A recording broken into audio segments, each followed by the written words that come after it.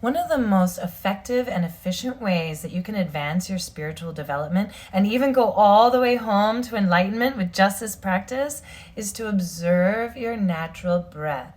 So whatever the natural rhythm of the breath is coming in and out of your nose. And when I say spiritual development and enlightenment, I mean coming out of the habitual patterning that is causing us to feel separate. So this is anapana meditation in the tradition of Vipassana meditation. So this is what the Buddha would teach people when he was first introducing them to meditation. And it is so powerful. And there's three things I want to say. I mean, we take 20,000 breaths a day. So that's 15,000 breaths in our waking hours. And how many of those are we aware of? Well, if you were enlightened, you would be aware of all of them. So the first thing I want to say is that our breath is just like the waves of the ocean, and it's so lovely. So the breath never stops. It's always coming in and out. And you can observe the breath just like you're sitting on the beach watching the waves of the ocean. Every single breath is unique. So you can see, is the inhale shorter or longer than the exhale?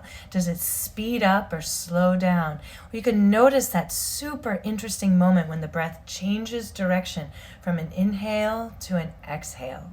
So that is a wonderful way to observe your natural breath. The second one is that our natural breath is the bridge between our conscious mind and our subconscious mind. So it is showing you how you are responding to the world around you in any moment. So if you're really angry, your breath might be labored and kind of held.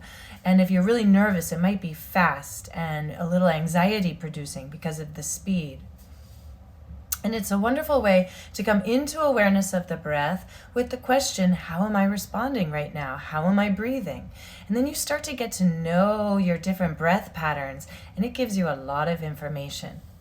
The next thing I want to say is that it does take practice. So if you went to a Vipassana meditation retreat, you would get a lot of practice in anapana meditation. But if you can't take 10 days out to go sit in silent meditation, understandably, then it's just great to practice as much as you can. And I love this practice because you can practice in your everyday life. So I come back to my breath as much as I can throughout the day, but I remind myself, especially when I'm doing dishes, because when we observe our natural breath, our body is so much more efficient, which is why it's the first principle of the efficient body. So as I'm washing dishes, when I'm observing my natural breath, I'm washing the dishes in a really efficient way. But you can practice like getting up from the couch. Try getting up from the couch and staying aware of your